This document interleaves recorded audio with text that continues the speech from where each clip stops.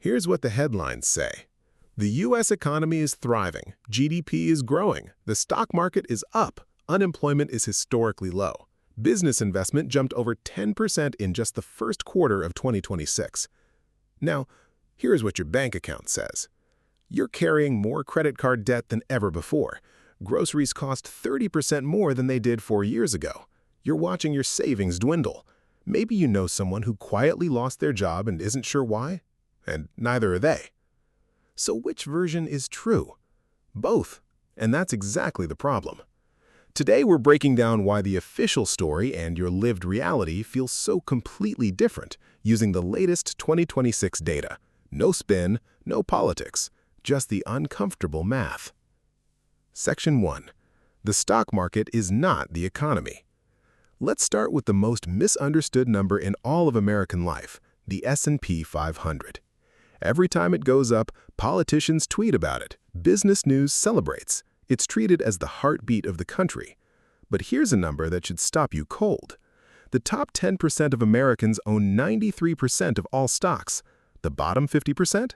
They own just 1%. Let that sink in. When the market surges, half the country sees essentially zero direct benefit. The S&P 500 is not a measure of your economic health. It's a measure of wealth that is already concentrated at the top. And here's how the game works. When interest rates fall, stock valuations go up, not because companies are suddenly doing better, but because money flows to higher return assets. That's a financial accounting trick, not prosperity. One analysis found that falling interest rates alone can boost stock prices by nearly 20%, even if not a single new job is created or a single worker gets a raise. Since March 2020, the S&P 500 has climbed over 130%. Meanwhile, consumer sentiment, how ordinary Americans feel about the economy, recently hit its lowest point in the 74-year history of the University of Michigan's survey. The April 2026 reading came in at 49.8. 3 of the 4 worst readings ever recorded have happened in the last 9 months. The market and Main Street have completely decoupled. That's not a feeling, that's data. Section 2. Inflation versus wages, the race you're losing. But wages are growing. Yes, you've heard this, and technically, it's true. Average hourly earnings rose about 3.5% over the past year. The government calls this a win. But here's what they're not telling you. After adjusting for inflation, real wage growth for the average worker was just 0.3% over that same period. 30 cents on the dollar. And that inflation? It wasn't evenly spread across the economy. Gas prices in places like Los Angeles hit over $6 a gallon in May 2026. Tariffs introduced in 2025 have been flowing through to consumer prices, with economists estimating that more than 50% of those import taxes are now being paid by you at the checkout counter, not by foreign exporters. There's also something economists call the K-shaped economy. Picture the letter K. The top arm goes up. That's high-income households whose wages and spending have both grown. The bottom arm goes down. That's everyone else. The data confirms it. Households above $75,000 a year are significantly more optimistic about the economy. Below that line, only 22% say things have gotten better in the past year versus 45% of high-income households. And remember, $75,000 a year in many American cities isn't wealth, it's survival. Section 3. The debt trap nobody's talking about. If wages aren't keeping up with real costs, how are people paying their bills? Simple. They're borrowing. American households now carry a record $18.8 trillion in total consumer debt. Credit card balances alone hit $1.277 trillion at the end of 2025, the highest since the New York Fed began tracking this data in 1999. And while they dipped slightly in Q1 2026, they're still 63% higher than they were just 5 years ago. The average American now carries $6,500 to $7,000 in credit card debt. And the interest rates on that debt? Crushing. More than half of all active credit card holders are carrying a balance from month to month, roughly 111 million people, trapped in cycles of persistent debt. Over 27 million can only afford the minimum payment. Delinquency rates on all consumer debt hit 4.8%, the highest level since 2017, and it's not evenly distributed. Subprime borrowers, younger Americans, and lower-income households are the ones falling behind fastest. This is the hidden fuel of the resilient consumer. When analysts say Americans are still spending, they're often talking about Americans spending money they don't have, at interest rates that used to be illegal. Section 4. AI, layoffs, and the job market's quiet crisis. Now let's talk about the most politically charged part of this story: jobs and AI. Here's what the official numbers say. Unemployment is around 4.4%. Not great, not catastrophic. Payroll growth picked up in early 2026, but Fed Chair Jerome Powell recently said he believes payroll numbers have been overstated and that revised data will show the U.S. has actually been losing jobs since April of last year. Meanwhile, something quieter is happening in corporate boardrooms across America. In 2025, companies directly attributed 55,000 job cuts to AI, more than 12 times the AI-linked layoffs from just 2 years earlier. In the first 6 months of 2025 alone, nearly 78,000 tech jobs were tied to AI-driven cuts. The names are familiar.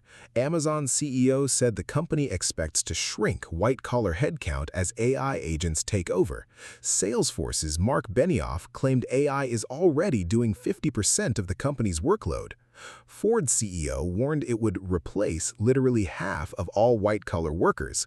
The Microsoft AI division chief told the Financial Times that most professional tasks, lawyers, accountants, project managers, marketers, could be fully automated within 12 to 18 months.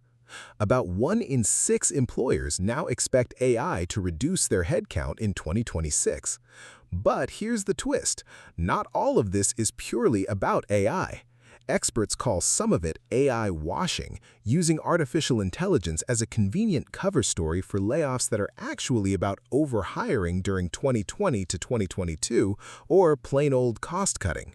The real answer is both things are true simultaneously. Some jobs are genuinely being automated, others are being cut for old-fashioned financial reasons dressed up in the language of innovation. Either way, the person who lost their job doesn't feel the difference. And the jobs that aren't being cut, many of them are being quietly hollowed out, tasks automated away, teams shrunk, workloads redistributed to the survivors who are now doing the work of 1.5 people for the same pay.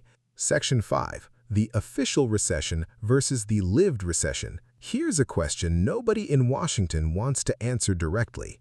Can you be in a recession if the GDP number is positive? Technically, the official definition of a recession requires 2 consecutive quarters of negative GDP growth. By that standard, we're not in one. But GDP is an average, and averages lie. GDP can grow if the wealthy are investing heavily in AI infrastructure, even if the working class is being squeezed dry. It can grow if corporations are profitable, even if workers' real purchasing power is falling. It measures output, not well-being. Here's what a lived recession looks like in 2026. You're spending more on groceries, rent, and gas than you were 2 years ago, and you're not earning proportionally more.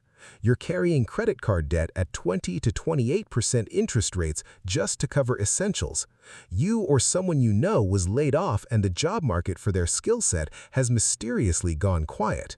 You've delayed a major purchase, a car, a home, a child, because it simply doesn't pencil out anymore. You feel vaguely anxious about money in a way you can't fully explain because every headline tells you the economy is fine. That anxiety has a name. Economists call it the gap between official statistics and lived experience, the vibe session. And while that sounds dismissive, the data behind it is real. RSM's economists have described current conditions as stagflation light, elevated prices, sluggish growth for ordinary people, and weak consumer confidence all at once, even as headline GDP stays technically positive. The Beige Book, the Fed's own report on economic conditions from across the country, has repeatedly noted slowing activity, cautious consumers, and businesses pulling back on hiring. These are the real indicators. They just don't make it into the morning headlines. So, here's the bottom line. The U.S. economy, by its official measurements, looks strong, and for some Americans, particularly the wealthy, the invested, and the highly skilled, it genuinely is. But for the majority of Americans, something else is happening. Prices remain painful, debt is climbing, jobs are quietly evaporating or being restructured, and the wealth generated by markets and AI productivity is flowing upward, not outward. You're not imagining it, you're not bad with money, and you're not alone. The economy is two stories happening at the same time, and the one that gets told on the news is almost always the one that belongs to the people who own the news. Understanding that gap is the first step to making smarter decisions about your money, regardless of what the headlines say. If this video helped you make sense of something you've been feeling, share it with someone who needs to hear it. Subscribe for more breakdowns like this. No spin, just the numbers.